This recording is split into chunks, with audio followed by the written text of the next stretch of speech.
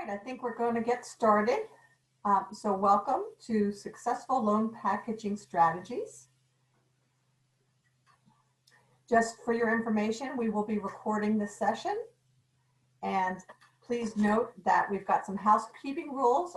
All the participants, the microphones and videos are disabled for this webinar. If you do have a question as we're speaking, please go ahead and put it in that Q&A box, which is at the bottom of your screen. And at certain points during the session, we will, we'll answer your questions. So please use that Q&A box if you have a question while the presentation is going on. Access the presentation and the recording will be available on the Emerge Stronger PGC.com session/library. And so you'll be able to pull this up after our live webinar today. Prince George's County Partnership, Prince George's County Economic Development Corporation, FSC First, and Bowie Business Innovation Center have partnered to provide county businesses with Emerge Stronger. This is the ultimate resource for successful business operations and acceleration in the county and beyond.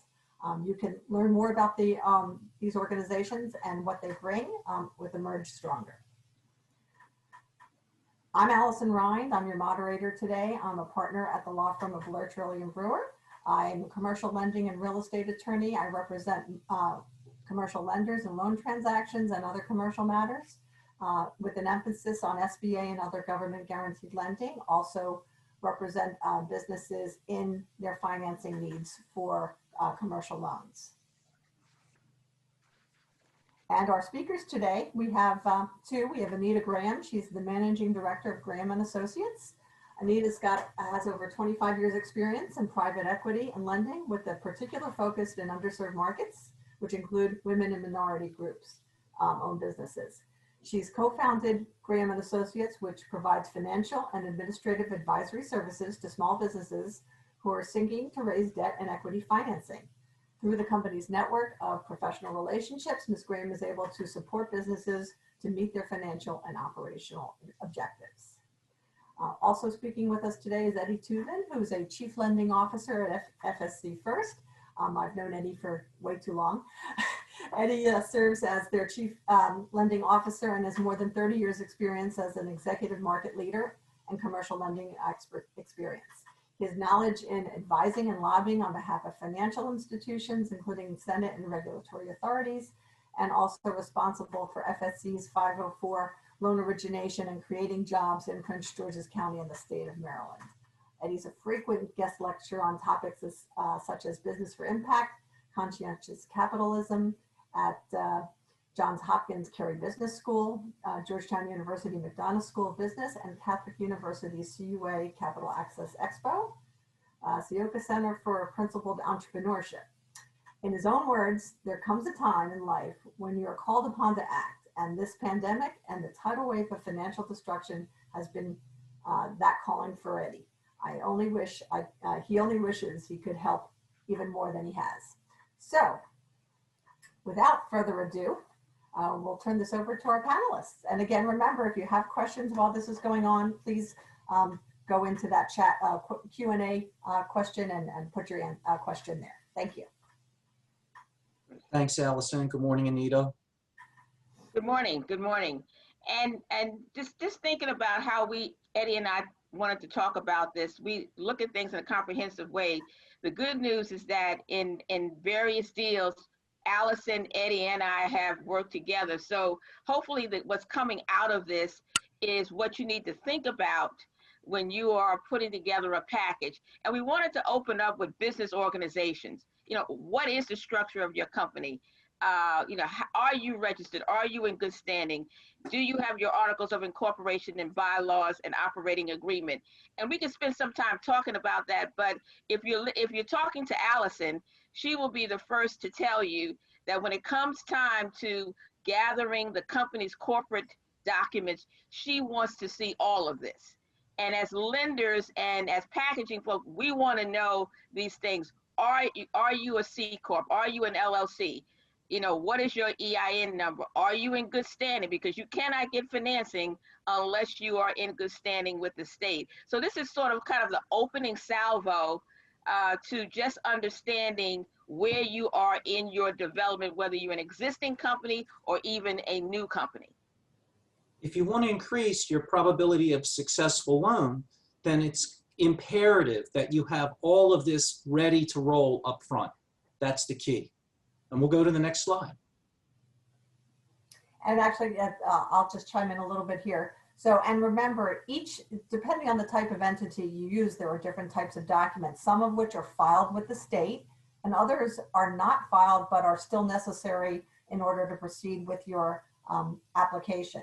So if you do want to consult with your attorney, your accountants to figure out what type of organization you want to form, whether it's going to be a corporation, C or S Corp, whether it's going to be an LLC. Many businesses these days are LLCs, but there might be reasons to be a corporation instead. And then, make sure you've applied for your federal tax ID number. And then, if a corporation, bylaws should be generated, which are not filed, but are part of your organizational documents. If you're an LLC, an operating agreement should be prepared, and that is also not filed, but is part of your organizational structure. And there's also the licensing component too. Do you need to register to obtain a business license? So, and that's going to depend on the jurisdiction as well and what kind of business you're in. So those are all things you need to be thinking about when you're talking about your business. Yeah, if you don't have the proper licensing to be able to perform the type of business you're talking about, whether it's an assisted living facility, a charter school, or any other business, the lender cannot make the loan. That's as simple as that. How about the business plan, Anita? Yes. So before we get to the business plan, many companies, when they come to you, when they come to us, they basically say, we need $50,000 or we need $100,000. And that there's no context around that because, again, as you're developing your business plan, you have to understand, number one, you're writing the business plan for your company. It's a dynamic document. But number two, who are you talking to? Because it's very different. If you're looking for a term loan, you're talking to certain constituents around a term loan. If you're looking for a line of credit, based upon your need to finance your receivables, you have to, from the beginning, because that really is what needs to be explained upfront. I call it the executive summary. In the executive summary, people like to know upfront, what are you trying to do? What are you trying to finance? How much do you need? What are the use of proceeds? What are your projected sources of those proceeds? So in order to get to those questions, you first have to ask yourself, what do I need as a company? And if you're buying machinery and equipment, you're looking at long-term purchase. You may be looking at a term loan. You may be looking at an SBA loan, which Eddie can speak more about. And if you're looking for that, then there's a process to getting to that end game. If you have, a company that you're doing well, but your receivables, it takes 60, 90 days to get your receivables, and you would like to have a line of credit. You might be talking to a senior lender about a traditional line of credit. They are not mutually exclusive. You can have a line of credit and a term loan, but you first have to understand what do I need as a business and what type of debt do I need as a business. So I always like to suggest to people up front, lay that out for the people that you're talking to. Not only does it tell them, okay, I understand what they're looking for, I understand what they're trying to finance, it helps them determine, do I have that financial tool in my toolkit? If I think an SBA loan is the appropriate way, if I think a line of credit is appropriate, am I talking, do I have those tools? And if not, can I refer them to someone that can really fulfill the needs of the business? So that to me is like the first 4 to 5 pages. I call it's your elevator pitch. And if Eddie is not satisfied with that elevator pitch because he's looking at hundreds of deals a day, then it's going to be hard for you to break through. So it's so important to understand, number one, what your needs are, but also number two, understand what's in his toolkit. If we see a request and it comes in and it says something like, well, we need between $100,000 and $200,000. the first thing out of our mouth is, do you know what the percentage difference is between 100 and 200? That's a wide gap. And the next question we're going to ask, so we can try and determine exactly where your deal fits, is who are you writing the checks to from the money we're going to give you? I want to know exactly where you plan on putting the money. And it can't just be, I want working capital. I just need more working capital. That doesn't work. So step back to the executive summary and what Anita was talking about. First of all, you need a guide. If you don't have a guide, an operation, a picture with very defendable assumptions as to how you're going to operate either a new business or your existing business, the bank can't help you, because we have no confidence that you know the map, the route, that where are you planning to go? Are you going to New Mexico or are you going to Spain? We have no clue, and neither do you. And quite frankly, when we get to what your financials and your financial reporting looks like, we're going to talk about this again. We want to look at this business plan and we want to see exactly who's involved, what their direct and relevant experience is for this particular industry, and how you will be the force that guides this across the finish line, so that whatever credit facility is offered, that let's say it's due on the first of the month, every month for the term, you're going to pay and the bank is going to get its money back. That's the risk that the bank looks at. When the bank looks at the different programs that they might use in order to accommodate a request, what they're looking at is whether or not they need additional support from outside forces. So for example, the least expensive credit debt you could get from a bank is a traditional commercial loan. They come as the thing that every business wants to get to. The next level up would be credit enhanced scenarios, which include the SBA's, the Small Business Administration, 7A, and 504 loan programs. 504 being primarily for the purchase of commercial real estate that is owner occupied, is not for investment properties or anything of that nature, with as little as 10% down for existing buildings. And long-term rates right now on the second structure, under 3% fixed for 20 and 25 years. Amazing. That's the kind of rates and terms that big corporations with great credit ratings like IBM and Apple would get. Now, the 7A program would allow you to do things like include all kinds of equipment, buying a business and its goodwill, and so on and so forth. It's also a program that allows for some great leverage as well. And in both programs, you won't have a scenario where you have like a bullet. It won't come to term and you suddenly have to refinance the SBA piece.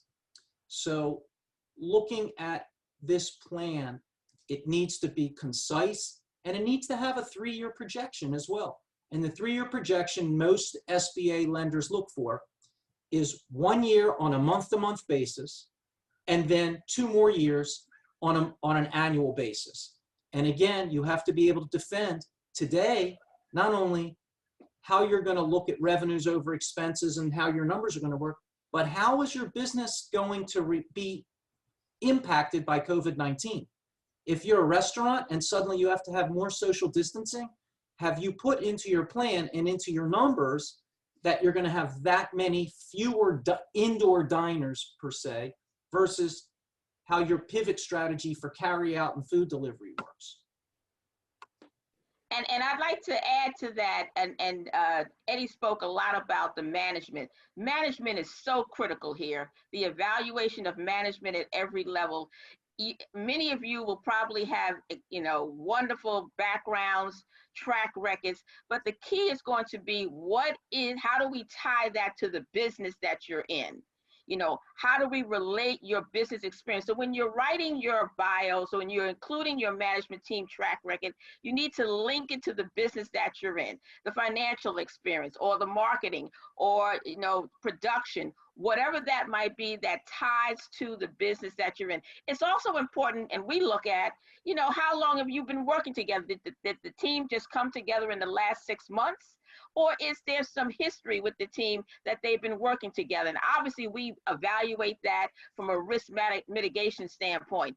The other thing is, Eddie talked about the SBA loans. You have to know your credit scores because that is a consideration.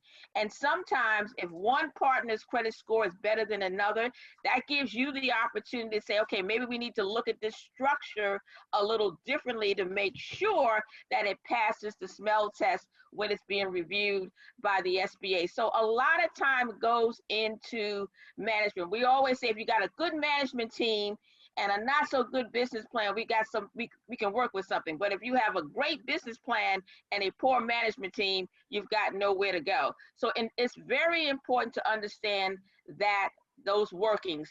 The other parts of the business plan, very briefly, where do you stand in the market? Is your market fragmented? One of the things we're going to spend some time talking about projections and historical numbers. We always get this, well, all I need is 1% of the market and I can do well. Well, that doesn't tell us anything. That tells us that you really don't understand the market. How are you going to get that market share? Where does it exist?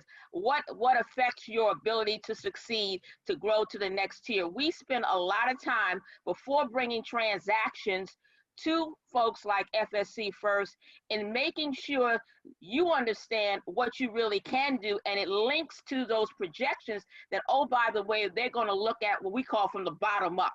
So they're going to want to see, how many products are you selling? At what cost? What's your gross profit margin? What are the costs to do that? What are your labor costs? It all builds up to this projection that we're talking about and that Eddie has referenced to begin to evaluate, can you service the debt? So one of the things, and I'm going to stop and let Eddie speak in, we talk about historicals, because if you think about lending, lenders always like to look at historical data to the extent that there is historical data, right? Because that gives them a map of how the company has been doing. COVID obviously has impacted this across the board. So there's all kinds of realignments that everybody is looking at to try to understand, this blip in time, can the company recover? What does it look like? So we're all making those adjustments. But having that historical data is important because it gives us a baseline to begin to look at how the company has performed before. Eddie? Anita, one thing that you and I talk about, which we used to laugh about it, but now we don't laugh about it, is when we get a business plan that says we don't have any competition, we're the only ones. We just really make sure your business plan clearly identifies that you know exactly who your competitors are. Because if you don't know, we can't rely on you to really truly understand your business and where your business is going to be impacted from outside forces. So there's always a hotel that could potentially have another hotel open in the same market, and suddenly where you had an average 100 rooms per night being rented in this particular market, it's not going to go up because somebody builds another 100 rooms in that market. It's going to go down, and everybody's going to be impacted in that marketplace. And it goes the same with restaurants. If you have a restaurant in a particular neighborhood and you open up and suddenly another restaurant opens nearby, except for different styles of food, once people decide where they're going to eat that particular night, that's it. They're only going to go one place. They're not going to go to two places for dinner. And so that's a really critical part of it. And the other thing, for example, as we went through the pandemic and the emergency grant program, the BRI fund with Prince George's County, and we were studying different types of business models, we would come across businesses where the ratios didn't make any sense. So if you go to someone like Anita and her firm, Graham, that you would be able to know right off the bat. The first thing I noticed, for example, on one restaurant transaction was the food, the cost of goods sold was 60%.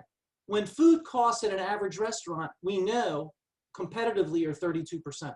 So there's no way that with that kind of an expense that's so much higher, that in the long run, that organization was going to be able to compete.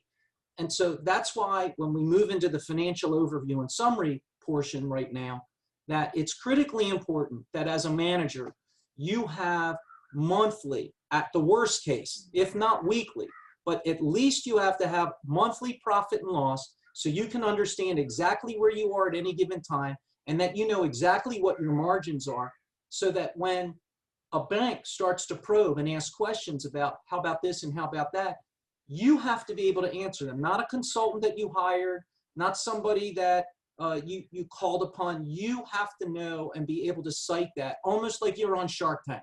It's the same thing. So one of the things you'll see our slide here is that you need to have the ability to provide 3 to 5 years of historical financials, as Anita said, if you've been in business that long, and absolutely current financial statements for a period within 60 days of package submission. Even Allison, the SBA, how old are you allowed to give documents to the SBA? Right, well, it's a little longer on the SBA, but the lenders and their underwriting required more current ones. So typically when you're packaging it, you want it within 60 days because the lenders have a 90-day limit. So, and that's from the time they make the loan, going 90 days back. So you want to be as current as possible when you submit, because there is a time period that lapses between your submission and your closing, and they can't be more than 90 days old. So what that means, and what Anita and I would tell you every day, is that you have to have your own QuickBooks, and you have to have a CPA outside that's either helping you on a monthly basis through bookkeeping or something if you can't do it yourself, or you have to get over to somewhere like Bowie Bick and see Lisa Smith and take a training class, because we have that available for you in accounting. That's part of what Emerge Stronger is all about, that the programs to allow small business to remain open for business and thrive. So let's go to the next slide. So here, if it's a startup business, we suggest financial projections. The SBA requires 3 years. We suggest 5 years, but you have to have the assumptions there. You have to work through it so that what you're saying in the numbers is justified by some statements of how you arrived at those types of numbers. How many tables can you fill? How many turns can you make? How often are you going to turn your inventory? You know, all these questions have to be right there up front, because if you don't present the things in advance, the bank is going to question. And the more times they question, the more they're going to ask. And as it gets deeper and deeper and longer, the worse your probability of gaining an approval. And that's what this whole day is all about, is how can you gain an approval? How can you increase the probability of getting an approval? And you know, I'll tell you another thing. I see personal financial statements all the time where people don't tally up what their net worth is. People don't add all their debts. The bank is going to find them in 2 minutes. All they have to do is pull a credit report and they see all your open debt. And the next thing you know, they don't trust you anymore because it wasn't on that. And the other thing is people put down things like life insurance. You have a life insurance policy that has no real value, no cash value to it. And yet you put the face value of $100,000 as your net worth. It's not. It's zero, because there is no, unless it's a specific type of insurance plan, there's no value to that. And if someone sees excessive spending, if you've got a business and there's a $1,800 Porsche Mercedes that's being paid by your business, and you're in, I'm just going to pick on the restaurant business, are you really delivering food in a Porsche or a Mercedes? Maybe a Mercedes van, but I don't think so, not for $1,800 a month. So look at that, because the banks are looking at that, right, Anita? That is absolutely correct. You know, you mentioned a couple of things, Eddie, that I'd like to touch upon. The first piece is about the projections, because they are your projections. You can certainly get someone to help you develop them, but the assumptions are your assumptions. The lenders do not want to hear, as Eddie pointed out, from the consultant. They want to see that you have a grasp on your business. If your margins are out of line, how are you correcting it? With COVID, everything went upside down. So what does that pivot look like? How are you making corrections? If you're in the food business, which we know if you're in the grocery business, you're probably doing phenomenally well right now. If you're in the restaurant business, you're having to make all kinds of adjustments. What does that look like? Those costs, food costs, all of that, direct labor, casual labor. You really need to dig deep into your business. Take the time to do it, because what any lender will appreciate, even if the numbers are not great, is your understanding of the business and therefore your ability to navigate a pathway forward, because that's really the environment that we're in. We're looking at businesses who never thought that they would be in this position, who were running good businesses and are now having to navigate a pathway forward. It is important for you to really dig deep and understand your business. When you ask for a loan, and if it's a loan, we're going to look at the company's ability to service the debt. And we're going to talk about what those ratios, those comfort ratios should be in a minute. But in order to be able to do that, we have to make sure that the information coming out of your QuickBooks is information we can use. You know, some folks operate on a cash basis, some folks operate on a accrual basis. Personally, I prefer accrual basis because it's more reflective of your business and it smooths out your revenue and expense. Because if you're a business that has, you invoice a company, but you're going to wait 30, 45 days to get the money back, you want those receivables, especially if they're strong receivables, to be reflected as revenue coming in, as opposed to cash basis where you in expense and you show revenue as the money comes in. So it's important that you understand QuickBooks is only as good as the information that is put in there. And I would strongly encourage, whether it's once a quarter, certainly that you have an accountant looking over your books and making those internal adjustments so that when you bring your historicals and your projections forward, they are reliable and they are credible. We do have a question. So we have a listener who's in the early stages of a new business venture. What resources can they use to establish who the competitors for that business are? Well, there's a lot of resources in terms of competition. Obviously, you know, you go online and you can take a look at what's online. You've got small business development centers that have a lot of information on various industries. You can look at industry reports to see who's competitive in your marketplace. Some companies, you know, and it's very, you know, tough sometimes, they get feasibility studies done. And finding someone that can help you will do a market feasibility study can also be helpful to tell you what's going on in your marketplace, in your environment. That does come with a cost, but outside of spending those kind of dollars, you have to do a lot more of your own granular research in order to understand what the competitive landscape looks like. Because you're in most of the companies, if many of you will be your private companies, you're competing against other private companies, that information is not always readily available. So it does require a little digging. So to the extent that you can work with a group that can do a mini feasibility study for you that helps you understand what's going on in your marketplace, that could be helpful. And as a follow-up, where can someone go to get help in polishing up a business plan? SCORE, definitely the SBA's senior retired executive force can align, in most instances, a retired executive that has experience in that specific industry. So I think I would start there, and we're lucky because in Prince George's County, we have a small business development center off of Route 1 that people can get a hold of to help find the link to who the right SCORE individuals might be. And have you given any thought when you're working on projections because of COVID is like, you know, how do you address the impact of COVID over 5 years since we don't know what's going to happen? Well, it depends. Obviously, it's industry by industry. If I'm looking at a hotel right now, I would say you better look at 30% occupancy and determine whether or not with that type of revenue stream, you can provide a positive cash flow. If you're a restaurant, you have to literally look at what is my seating capability given the required distancing at this time and with this particular phase. Watch your trends, see what kind of numbers you're generating, and I would use the more conservative, and which means that if a really good entrepreneur understanding what they're dealing with from the bank would not only provide one set of assumptions, but two, a super conservative one with the COVID impact and another, what I would call a normalized case scenario. I wouldn't go into a best case scenario. I would say, I can make it even if I only have 30, 35% of what would have been my revenues in a better world.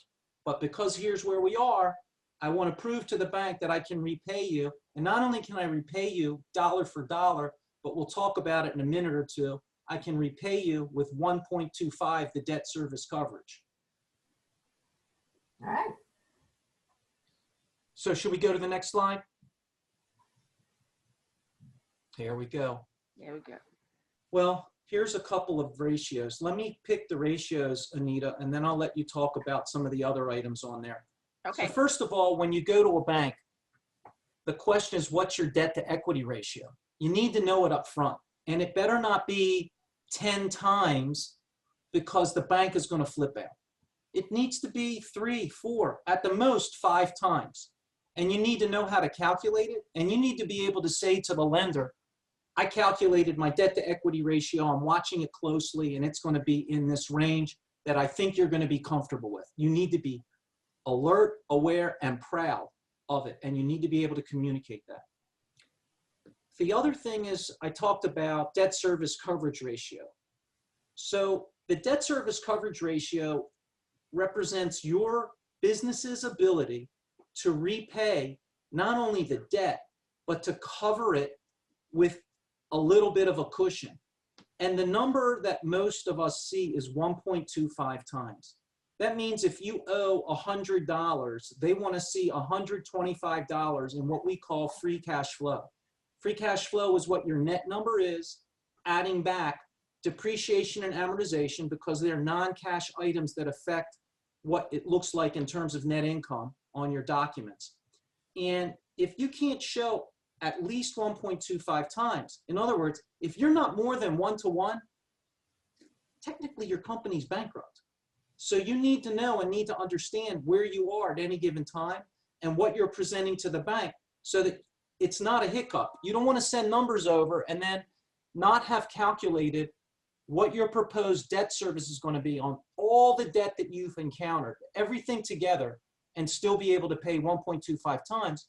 Plus, the bank's going to make sure that they look at your personal needs, and they're going to add it up, and they're going to add your needs in with an additional factor of 10 or 20% and say that, no, you can't give us a business plan where you show that you only need $55,000 a year to live, because we've looked at your expenses and you need at least $85,000. And by the way, that number takes the debt service coverage below our minimum. Your business isn't going to work with you as an owner with those kind of expenses. Maybe somebody else who doesn't have that same kind of expense would be approved, whereas you might not be. So depending on the expenses associated with any given borrower, that could be a decision factor in the making or breaking of a deal. I talked about defendable assumptions before. You have to have your equity injection ready. Please don't walk up to the bank unless you have your cash in the bank ready to go. Even if it's being gifted to you, have it in an account, have the gift letter ready, but have it there to present. Here's my 3 months of statements from M&T Bank, TD Bank, whoever you bank with. I have the money ready to go. And Eddie, it's really important, this equity injection component. First of all, lenders are not going to give you 100% financing for your venture. So there is going to be an equity injection requirement, and based on the type of loan that you're getting, it may be larger or smaller. But not only is there an equity injection requirement, it has to be sourced. And so the sooner you can get your money into a business account and have it seasoned, the easier it's going to be to prove up the equity injection. I can't tell you how many times closings have been delayed because the equity injection piece, the lenders just can't put all the sources together. So raise your money, put it in your business account, and then anything that you're spending comes out of that business account, and you have that documentation, paid receipts, canceled checks, to show what you've used that money for. We're giving you all the tips right now, right here, so that you can avoid someone saying no to you. And before I jump back to Anita to talk about how important it is to have monthly profit and loss statements, I want to talk about being with the right bank and the right lender. So I mentor students, MBA students at Johns Hopkins, and I always talk about this loan process. And I say going to a bank is like making sure you go to church on the right day and sit in the right pew, in the right seat, with the right priest, because if you go to a bank and they're not the bank that finances the kind of transactions and the business type that you're involved in, if you're involved in craft brewing, you need to know who are not only the banks that lend for craft brewing, but who is the lender in that bank that understands your business. Because all the lenders are desperate, and if they even smell a possibility of a deal that they can put on a pipeline, they will drag you down that road to keep their job. And I'm not picking on everybody. They're not all the same. But I want you to avoid that, because you really need to match who you are and who they are, so that you're in a place that understands exactly what you want, knows what the best fermenter is, knows who provides all the equipment, how long it takes to put it in, knows and understands the engineering associated with it, the space that you're going to need, the kind of numbers you're going to generate, and has all the comparatives, so that when you give them your comparisons, your financial ratios, they know exactly what they are. They're just testing you to see if you do.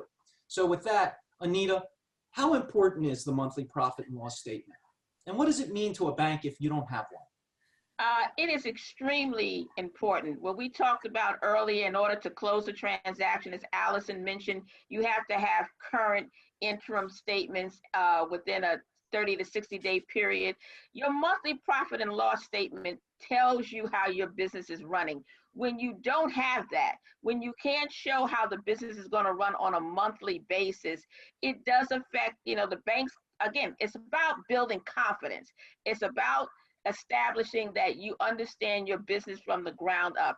It is so important. When they talk about they want to see that first year by month, there's a reason, because it takes into account the ebbs and flows of your business. If your business is seasonal, we can see that. We can make adjustments for that. That's very important for us to understand. It helps us to understand your business. So if you don't have that, you really don't have a good sense of where you are at any given point in time. And so the ratios then that we are applying, which, oh, by the way, are measured. These are ratios that show up in loan agreements. These are ratios that are measured on a periodic basis.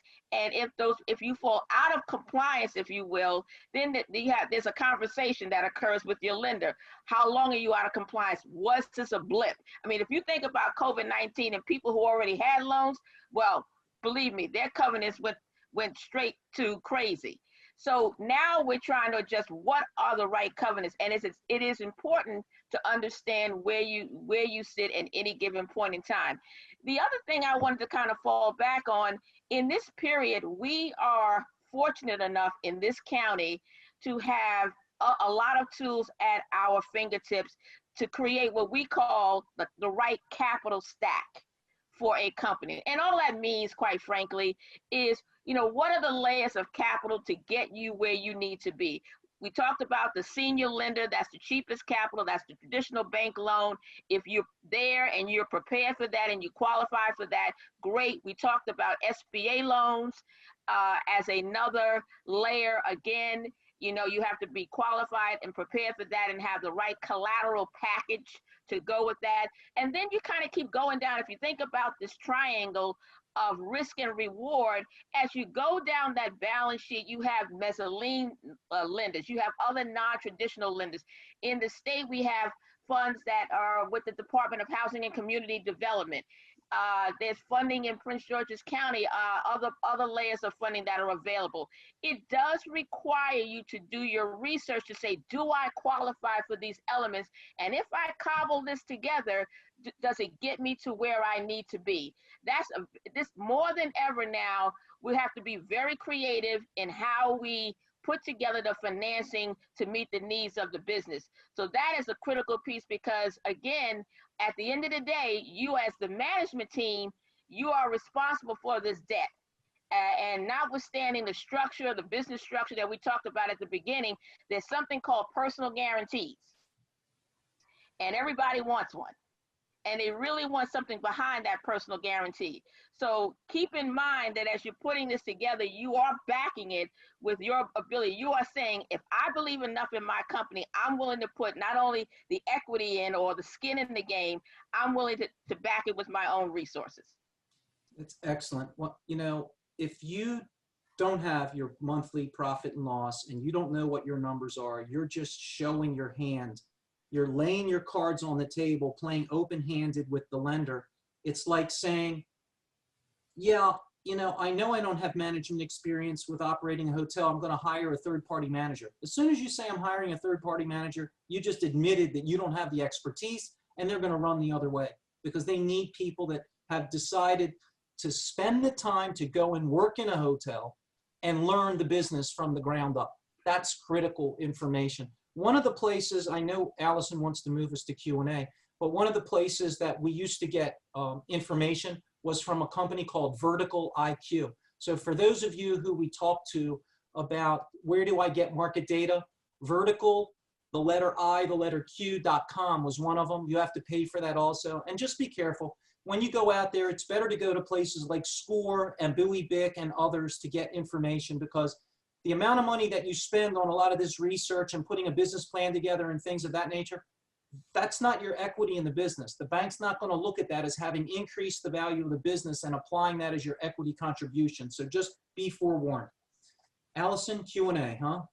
Yeah, well, yeah. So we just answered the last Q&A question that I had there. So we are open up for questions if anybody has anything else. Maybe we want to talk a little bit about some of the programs that are available to small businesses and businesses that want to start up. We keep on talking about the 7A, and there are several programs involved in that. Eddie, why don't you talk about some of the programs offered by FSC? So at FSC First, we have a wide array of programs. Some of them, for example, we have a program by our sponsor today. Thank you very much. Part of this program was made possible by a generous contribution from Pepco Holdings. But we have money available for people involved in the solar business that are, or other energy related businesses and looking to fund that. We have a program specific to businesses located in Mount Rainier and looking for funding with the assistance of the Mount Rainier government. We have, in the past, we administered a number of grant programs. Everybody asks for that, so I'll just come right out and say that we do not have a grant program, and I'm not aware of other grant programs available right now. We first administered the BRI fund and then the Legacy Fund, and those have administered, or I should say they've exhausted their funding. Of course, there are grant programs and things of that nature. I believe we're going to see some more upcoming money. I heard yesterday again that Senator Cardin, and God bless Senator Cardin because he's not only a leader for our state, but he's been a leader throughout this whole pandemic for the whole country. He and his counterpart on the Republican side, Marco Rubio, run this Senate Committee on Small Business and Entrepreneurship, and they have been the leaders in what's been happening with the subsidies that we've all been seeing with the PPP loan program and so forth. I do believe that they're going to come up with some additional resources, and this time specifically just for small businesses, and hopefully with more clarity, because the question about forgiveness is very difficult. If you look at the FSC website, and there'll be a section that you can find the various different loan programs that we're involved in, including things like the State Lottery Fund, EDIF Fund, etc. And most of them, they're related to job creation. So as an organization that's a nonprofit in Prince George's County, somewhat affiliated, not a direct government entity, but our role is to help increase jobs in the county and maintain that level of jobs. So we were the leader in the state up until the beginning of the pandemic in March with job creation, and we lost a large number. I don't want to quote a number because I'm not sure of it, but I think the best thing to do would be to go to the fscfirst.com website and then look for the page. And on the right-hand side, what's tricky, there's going to be a little plus box in a yellow circle. Click on that plus box and you'll have a drop down. It'll give you all the details of the 504 loan program and others. We are not a 7A lender, but I'm happy to give anybody advice on where they might go to find a 7A lender. We have a huge number of them. Allison and I are co-founders of the Maryland Commercial Lenders Association. We have a great group of lenders dedicated to small businesses and helping people provide loans that they might not otherwise get if it wasn't for the guarantee that the SBA puts on these loans for these small businesses. Mm-hmm. And we do have another question about whether, you know, this is great information, and can you tell me if it applies to S Corps the same as other businesses? And the answer is yes. You could be an S Corp, you could be a C Corp, you could be an LLC, you could be a partnership, a sole proprietor, all you know, everything we're talking about would apply to you based, you know, irrespective of the type of entity you decide to set up.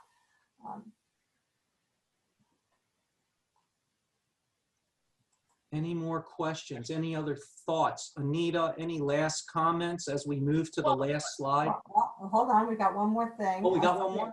Beautiful. In your opinion, has COVID decreased the amount of commercial loans that are available, or is it about the same? It's absolutely decreased lending. Most lenders were told, sit, do nothing. We don't know where we're going. We are in uncharted territory, unprecedented territory. They said the same thing during the Great Recession, and this is even worse. Imagine we have small businesses with an inability to pay their mortgage or their rent. The landlord or the investor that owns the building that those tenants are in now can't pay the mortgage. The bank now doesn't receive their money that they're supposed to get for the loans. And as a result, liquidity stops, and we start to see this domino effect of tumbling. I had a really interesting conversation maybe 2 months into this with a friend of mine, Al Mayer, who runs Bloomberg Television. And I said, Al, let's do a show on small business. And he said to me, Eddie, look at who our viewers are. Think about David Rubenstein's show. It's leaders of the free world, magnates, industry titans. I said, yeah, I get it, Al. It's not small businesses, but guess what? Probably for the first time in their lives, they suddenly woke up and said, what is this SBA thing, this PPP? Where is this coming from? Because suddenly they now realize that they are severely impacted by each and every small business, and how it's a pyramid. They may be at the top, but when the bottom falls out, we're all in trouble. So the answer is the banks have definitely slowed their lending. Their risk profile is that they have to be risk averse. They have to protect the money of the depositors. So how do you lend money in a period of time when you're not sure and certain that these businesses are going to survive and be able to pay back the loans? That's why you have to be so much more conservative in preparing the financials that you then present with your business plan. And by the way, this is another tip that I'm going to give everybody today. If you're applying for a loan, please do not take the application that you filled out for some other bank and send it in to the new bank. Take the time to fill out the application for the bank you're applying to so they know that you are applying to them specifically, and that they don't look at it and say, well, maybe they got rejected at this other bank. We better look a little harder and see what we can uncover, because if they didn't approve it over there, we shouldn't approve it over here. What are we missing? Just spend the time and give the bank the courtesy of filling in the forms on their own documents that they require. And just to add to that, oh, sorry, go ahead, Ina. What I would add is being prepared if there's a final comment and what COVID has taught us, be prepared. All of this information, all of this documentation, all of your corporate documents, if you're ready to go with whatever new programs come out, whatever new loan programs come out, you're able to respond quickly. What we learned is people who responded quickly and had complete packages ultimately did receive funding. The other thing, as Eddie has mentioned, the credit restrictions are there. They've increased. The bar is higher. So now it requires small businesses to look at other layers of capital that might be out there, whether it's coming from, social impact funds, or if you're in an opportunity zone, or if you're looking at new market tax credits. That's a whole nother lingo that is now out there, but it's all working together to try to make sure that we are continuing to build communities, build businesses in those communities, and keep the businesses who are operating in it stronger. So it, like I said at the beginning, it does require a little more work, a little more elbow grease, but you can find financing if you are prepared and have all of the elements that we've talked about, for the last hour. Yeah, And one thing I can say about my co-hosts and Allison, our moderator today, is that all of us are financial services executives with a heart. So it's not a secret that we've now given each of you our contact information on the closing screen, because if you have a problem, reach out to FSC First, reach out to Lurch Early, reach out to Graham Capital, and talk to us. We'll direct you to the right person if we can't do it ourselves. The key here is that we know in Prince George's County, we're all in it together. We understand it, we get it, and we want everyone to survive, because each business that gets a loan creates more jobs, has more people that have income. Those people go out and spend money in our community, and it becomes an exponential correction of our economy. And looks like our final question is, what are the other topics that will be discussed at future Capital Matters sessions? I'm interested in continuing the program. Oh my God, we have some amazing webinars coming up. Session 2 on October 9th, we're going to be talking about loan compliance and reporting. I'll be on that program event. Kevin Swat from Clifton Larson on October 16th is going to be talking about preparing for financing. On October 23rd, we have sources of credit with my boss, Dawn Medley from FSC First. Let me tell you something, you're going to love that. And one of my former coworkers, Doug Dillon, a career SBA lender who's with Eagle Bank now. On October 30th, session 5, understanding the lender's language. I told you how critical that is to be able to talk banker talk so they know that you get it and you understand it. November 6th, contract financing. And then on November 13th, one of the most important of these seminars is going to be pivoting to a new economy, identifying emerging trends, reimagining your business model, developing strategies for your business, and financing strategies for your business with Toya Evans from Tropical Smoothie Cafe, who's one of our amazing, amazing customers. She's survived this whole pandemic process. Sherm Ragland from Real Investors, who sits on our board, and Rob Wallace at Bith Group. I think you'll love each one of these, and I hope you tune in.